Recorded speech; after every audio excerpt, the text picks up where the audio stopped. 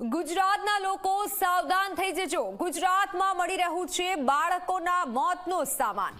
ઝેરી કફ સિરપ ગુજરાતમાં બનતી હોવાનો મોટો ખુલાસો થયો છે। આ સૌથી મોટા સમાચાર સામે આવ્યા છે। 2 કફ સિરપ ઝેરી હોવાનો ખુલાસો થયો છે। નિયતથી વધુ માત્રામાં ખતરનાક કેમિકલ મળ્યા।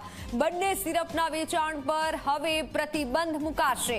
મધ્યપ્રદેશમાં કફ સિરપથી બાળકોના મૃત્યુ મામલે મોટો ખુલાસો થયો। 2 કફ સિરપ ઝેરી હોવાનો ખુલાસો થયો।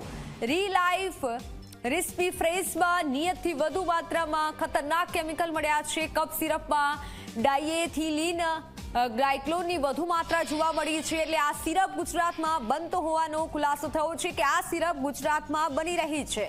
બંને સિરપના વેચાણ પર પ્રતિબંધ મુકાશે। મહત્વનું છે કે રાજસ્થાન અને મધ્યપ્રદેશમાં ઝેરી કફ સિરપના કારણે 11 બાળકોના મૃત્યુ થયા બાદ તપાસ હાથ ધરવામાં આવી, જેમાં ખુલાસો થયો છે કે આ જે કંપની છે અને આ જે પ્રોડક્ટ છે તે ગુજરાતમાં બને છે। હાલ ઘણા ખુલાસા થઈ રહ્યા છે। જે જાણકારી મળી રહી છે તે આપી રહ્યા છે। આ સૌથી મોટા સમાચાર છે કે આ સિરપ ગુજરાતમાં બની રહી છે। બંને સિરપના વેચાણ પર પ્રતિબંધ મુકાશે। તપાસ હાથ ધરવામાં આવશે।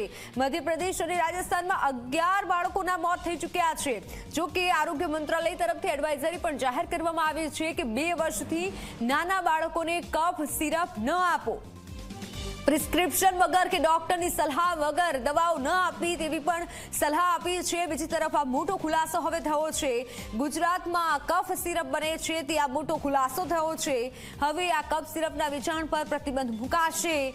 2 કફ સિરપ ઝેરી હોવાનો ખુલાસો થયો છે। રીલાઇફ અને રિસ્પીફ્રેસ મામલે ખુલાસો થયો છે।